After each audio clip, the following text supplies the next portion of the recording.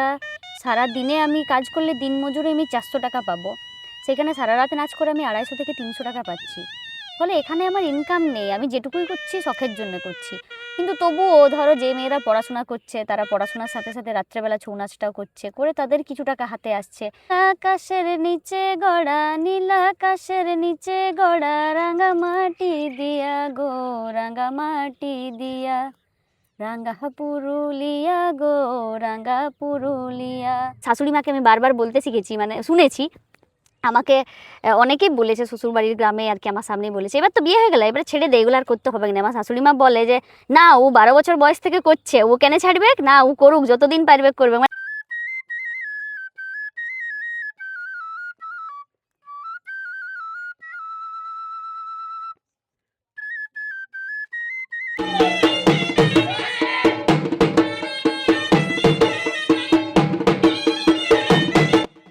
একটি ভিন্ন ধারার নাচ, লোকনৃত্য যেটা আমরা পুরুলিয়াতে দেখতে পাই, ছৌ নৃত্য, যেটা আসলে পুরুষ প্রধান একটা নাচ। সেখানে আমরা ওকে দেখতে পাচ্ছি যে ও এই কম বয়সে নিজের একটি জায়গা করে নিতে পেরেছে।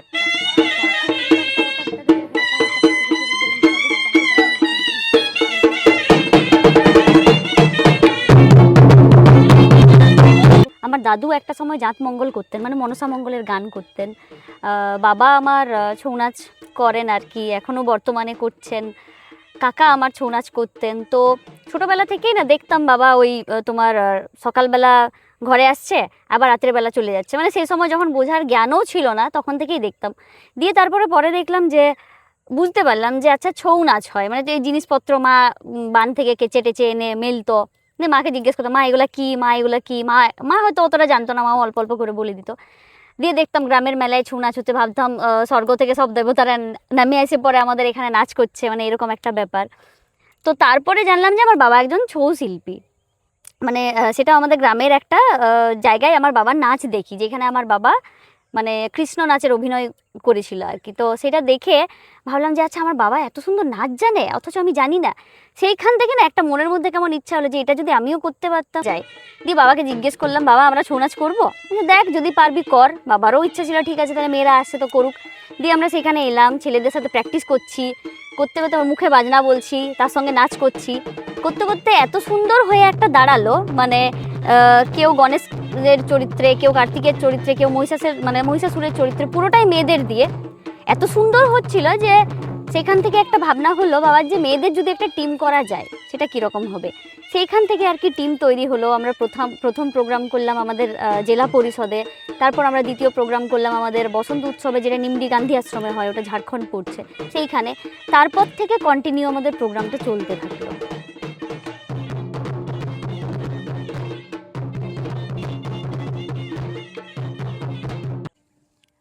আমরা জানি তুমি ছৌ সম্পর্কে পড়াশোনাও করেছো, ছৌয়ের একটা ডিপ্লোমা যেটা আমাদের শুধু কানবিরসা ইউনিভার্সিটিতে হয়, সেটা মনে হয় তুমি করেছো।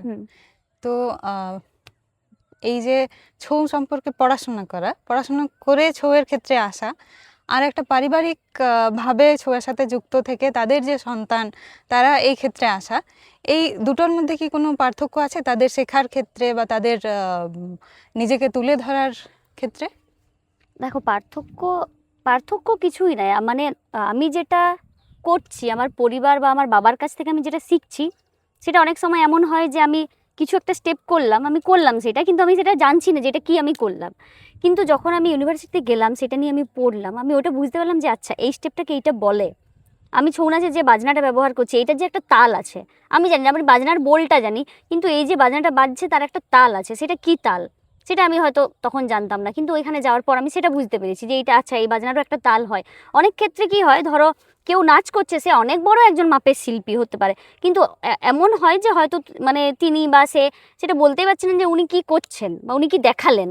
তো এই ক্ষেত্রে আমার মনে হয় যে একাডেমিক দিকটাও আমাদের দরকার আছে শেখার। তুমি একটি স্বেচ্ছাসেবী সংস্থার মাধ্যমে আমাদের এখানে যে মানসিক আরোগ্য নিকেতন আছে সেইখানের পেশেন্টদের সাথে তুমি কাজ করো, তাদেরকে ছৌ নাচ শেখাও। তো এই সম্পর্কে জানতে চাইবো যে এই কাজটা কতটা কঠিন, তাদেরকে শেখানোটা কতটা কঠিন, বা তাদেরকে এই যে নাচটা শেখানো এর ফলে কি তাদের স্বাভাবিক জীবনে ফিরিয়ে আনার কোনো সম্ভাবনা আছে? কিছু পরিবর্তন কি তুমি দেখতে পাচ্ছ? দেখো, আমি এই কাজের সাথে জড়িত প্রায় 2019 থেকে বলতে পারি। তো 2019 থেকে প্রথম আমি যখন যেতাম, আমি আসলে বুঝতে পারতাম না যে আমি কিভাবে কি করব, মানে শুরুটা যেভাবে হয় আর কি মানুষের। তো নর্মালি আমরা তাদের সাথে যেটা করি, তাদের সাথে যাই, তাদের সাথে কথা বলি, তাদেরকে বোঝার চেষ্টা করি আসলে তারা কি, মানে তাদের ফিলটা কি। তারা তো একটা সময় হাসপাতালের ভিতরে থাকতে থাকতে তাদের মধ্যে একটা বিরক্ত ভাব আসে, মানে কীভাবে ওষুধ খেলেই আমরা ভাবি যে মানুষ সুস্থ হবে, কিন্তু সেটা কিন্তু না। এই যে ধরো আমাদেরকে, মানে আমাদের যে বিভিন্ন নাচ গান, বিভিন্ন আর্ট রয়েছে, বিভিন্ন শিল্প রয়েছে, সেগুলো কিন্তু আমাদেরকে মন থেকে সুস্থ করে তোলে। যেমনভাবে ধরো ওষুধের আমাদের দরকার আছে, প্রকৃতির দরকার আছে, সেরকম এই নাচ গানটাও কিন্তু মানুষকে আনন্দ দেয়। আমি দেখেছি, আমি যখন তাদের সাথে কাজ করেছি, অনেকে আছেন যারা হয়তো একটা সময় আমার সাথে কথা বলতেন না, তারা কোণঠাসা হয়ে থাকতেন, কিন্তু দীর্ঘদিন যাওয়ার পর 1 মাস 2 মাস 3 মাস 4 মাস যাওয়ার পর তারা কিন্তু আমার সাথে কথা বলে, তারা নিজের থেকে বলে, দিদি ওই গানটা করো একবার, ওই গানটায় নাচ করি। মানে এই যে তাদের মধ্যে একটা পরিবর্তন আসছে, এটা কিন্তু সবসময় ওষুধ দিতে পারে না। যেটা একটা মানুষ, আমি হয়তো তাদেরকে যেভাবে গান নাচের মাধ্যমে তাদেরকে আনন্দ দিতে পারছি, সেটা হয়তো ওষুধ দিতে পারতো না।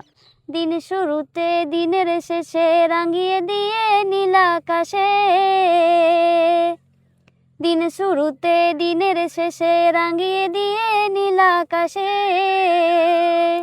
ওই দিনমণি মুচকি হাসে, দিনমণি মুচকি হাসে, বাহারো দেখিয়া গো, বাহারো দেখিয়া। তোমার বিয়ে কতদিন হলো? আমার এই মে এলে 3 বছর হবে। আচ্ছা, তো এই যে 3 বছরের জার্নিটা, এইটার থেকে আমি বলতে চাইবো যে তুমি বলো, তোমার বাপের বাড়িতে নাচটার সাথে যুক্ত থাকাটা সহজ ছিল নাকি শ্বশুর বাড়িতে, নাকি একই রকম আছে, কিছু পরিবর্তন হয়নি পরিস্থিতির? বিয়ের পরে অনেকের তো থেমে যায়, অনেকেই অনেক কিছুর সাথে যুক্ত থাকতে চায়, যেটা হয়তো বিয়ের পরে অন্য একটা পরিবারে যে সাপোর্ট না পেয়ে বন্ধ হয়ে যায় চর্চাটা। তো তোমার ক্ষেত্রে পরিস্থিতিটা কেমন? আমি তো বলবো আমার ক্ষেত্রে বিষয়টা মানে মানে এতটাই সহজ হবে আমি ভাবতে পারিনি আমার ক্ষেত্রে। মানে যেটা হয়েছে যে প্রথমত আমার পরিবারের সাপোর্ট করাটা স্বাভাবিক, কারণ আমার বাবা কাকা দাদুরা করতেন, তারা জানে বিষয়টা, তারা সাপোর্ট করতে পারে। কিন্তু আমি ওই রকম একটা পরিবার থেকে এসে, যে পরিবারে এই মানে এই কালচারের ধারে কাছেও নেই তারা, তো সেরকম একটা পরিবারে বিয়ে করা, সেইখানে এসে আমি দেখেছি মানে আমার বর নিজে আর কি আমাকে প্রোগ্রামের কাছে পৌঁছে দেওয়া আর কি। আমি যখন রাত্রে কোনো সময় নাইট প্রোগ্রামের জন্য গাড়ি ধরতে যাচ্ছি, সেইখানে টোটো করে আমার শাশুড়ি আমার বর একসঙ্গে আমাকে পৌঁছে দেওয়া। কোনো জায়গায় কোনো একটা কম্পিটিশন হলে সেখান থেকে আমার শ্বশুরমশাই নিজে আমার জন্য ফর্ম এনে ফিল আপ করে এটা জমা দিয়ে দিলাম। তোমার বয়স তো যথেষ্ট কম, যদিও তুমি বললে যে ছৌয়ের সাথে যুক্ত থাকা প্রায় 14 বছর, অনেকটা লম্বা সময়। তো এই সময়ের মধ্যে ছৌ তোমাকে কি কি দিয়েছে? মানে এমন কোনো স্মৃতি, এমন কোনো জ্বালানি কোনো কিছুর থেকে পেয়েছো কি, যেটার জন্য তুমি চাইবে আরো অনেক দিন বা আজীবন হয়তো ছৌয়ের সাথে যুক্ত থাকতে? আহ, দেখো, এই যে আমি যে ছৌ করতে পারছি, মানে পুরুলিয়ার মেয়ে হিসেবে, এটাই আমার কাছে প্রথম একটা অনেক বড় পাওয়া। কারণ পুরুষতান্ত্রিক একটা নাচ যেখানে মেয়েদেরকে আসতেই দেওয়া হতো না, প্রথম কথা আমি সেটা করতে পারছি, এটাই আমার কাছে একটা অনেক বড় ব্যাপার। একটা জিনিস এখন মনে পড়ছে, একটা প্রোগ্রামের কথা, তোমার কথায় আমার মনে পড়ে গেল। আমি টাটা ডিমনা লেকের ওইখানে আমার একটা গ্রামে প্রোগ্রাম ছিল, নাইট প্রোগ্রাম।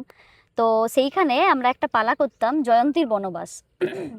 তো সেইখানে আমি ওই জয়ন্তীর পাঠটা করছি আর কি। তো সেইখানে একটা ভিক্ষার রোল ছিল, যাই হোক, তো সেই ভিক্ষা করার পার্ট আমি করছি।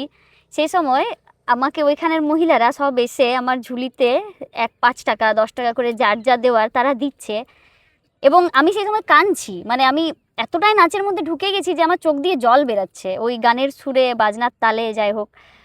তো তারা আমাকে ওই টাকাটা দিয়ে আমার পা ছুঁয়ে প্রণাম করে আমাকে জড়িয়ে ধরে বলছেন যে, মানে আমার, মানে আমাকে এটাই বললেন যে অনেক দূরে যাবি মা, অনেক বড় হবি, মানে এরকম করে আমাকে তারা আশীর্বাদ করলেন। এবং আমি দেখছি তারা আমার কান্নায় তারা কাঁদছে। যে মাটিতে গাছ গজালো সে গাছ ক্রমে বড় হলো, যে মাটিতে গাছ গজালো সে গাছ ক্রমে বড় হলো, এই সবুজ পাতার ফাঁকে ওঠে, সবুজ পাতার ফাঁকে ওঠে রাঙা ফুল ফুটিয়া গো, রাঙা ফুল ফুটিয়া। ছৌ নিয়ে তোমার ভবিষ্যৎ পরিকল্পনা কি? ছৌ নিয়ে ভবিষ্যৎ পরিকল্পনা বলতে দেখো, আমি তো চাই ছৌটাকে কিভাবে বাঁচিয়ে রাখা যায়, এবং আমি মেয়ে হিসেবে চাইবো যে মেয়েদেরকে দিয়ে কিভাবে এটা বাঁচানো যায়। এটা থেকে রুজি রোজগার তেমন তো হয় না যেটাতে সংসার পরিবার চালানো যায়। অনেকে হয়তো বাইরে কাজ করতে চলে যায়, তখন যে শূন্যস্থানটা হয় সেটা অন্য একটা দল থেকে কোনো ছেলেকে এনে হয়তো ফিল আপ করা হয়, বা দলটা ওই পরিমাণ ছেলেকে রাখা হয়। এবার এই একই জিনিসটা মেয়েদের টিমে কেমনভাবে করা হয় সেটা একটু জানতে চাইবো, কারণ মেয়েদের টিমকে চালানো অনেক সময় আমরা শুনতে পাই যে খুব কঠিন। যখন তাদের বিয়ে হয়ে যায় অনেককে হয়তো আর যুক্ত থাকতে দেওয়া হয় না। তো সেই যে বিষয়টা, তোমার বাপের বাড়িতে যে টিমটা ছিল সেটা এখন কিরকম অবস্থায় আছে জানতে চাইবো একটু। দেখো, এই ক্ষেত্রে বলি যে মেয়েদের টিমটা চালানো অনেকটাই কঠিন। মানে ধরো, আমি যদি গ্রামের মেয়েদেরকে দিয়ে টিম বানাই তাহলে সেই টিমটা ভাঙার খুব বেশি চান্স আছে। এরপরে যদি আমি গ্রামের বউদেরকে দিয়ে করি তাহলে আমার মনে হয় টিমটা অনেক দিন এগোবে। যেমন ধরো, আমার টিমে যদি আমি 10 জন মেয়ে ছিলাম, তার মধ্যে হয়তো 9 জনের বিয়ে হয়ে গেছে। এরপর অনেক ক্ষেত্রে 5 জনকে আসতে দিচ্ছে, বাকি 4 জনকে আসতে দিচ্ছে না। তো সেই ক্ষেত্রে তো টিমটা আমার চালানো অসম্ভব। এরপরে আমি সারা রাত প্রোগ্রাম করবো, আমার কাছে তো অ্যাটলিস্ট 12 জন না থাকলে তো আমি কোনোভাবেই প্রোগ্রাম করতে পারবো না। আমাদের মেয়েদেরকে এবং বৌমাদেরকে উভয়কে এগিয়ে আসতে হবে, তা নাহলে কিন্তু টিম বাঁচানো খুব চাপ আছে। কারণ এবং সব থেকে বড় জিনিস হলো যে পরিবারগুলোকে সাপোর্ট করতে হবে। কারণ একটা সংস্কৃতির সাথে জড়িত থাকা কোনো খারাপ না। যদি ভারতনাট্যম কথাকলি আমরা সম্মানের সাথে করতে দিতে পারি, তো ছৌ নাচ কেন করতে দেবো না? আমাকে বারবার শুনতে হয়েছে যে বিয়ে করলে মেয়েদের, এই ছৌ নাচ করলে মেয়েদের বিয়ে হবে না। কোথাও এটা লেখা নেই ছৌ নাচ করলে বিয়ে হবে না। কেন হবে না? মানুষ জানে ছৌ নাচ কি, এখন বোঝে সবাই। এটা আমার সংস্কৃতি, এটা আমার কালচার, এটা আমার ধরে রাখা আমার দায়িত্ব, এটাকে আমার বাঁচিয়ে রাখা আমার দায়িত্ব। তাই আমার এখন আমি নিজেও চাইছি যে ধরো টিম চালানোর যেরকম খরচা, সেই খরচাটা যদি আমি দিতে পারি আমার নিজের থেকে, আবার নতুন করে একটা আমার গ্রামেই টিম করার খুব ইচ্ছা আছে, যেখানে আমি হয়তো বাড়ির যে যারা মহিলারা আছেন গ্রামের তাদেরকে দিয়ে একটা টিম করতে পারবো এবং ভবিষ্যতে আরও প্রোগ্রাম করতে পারবো।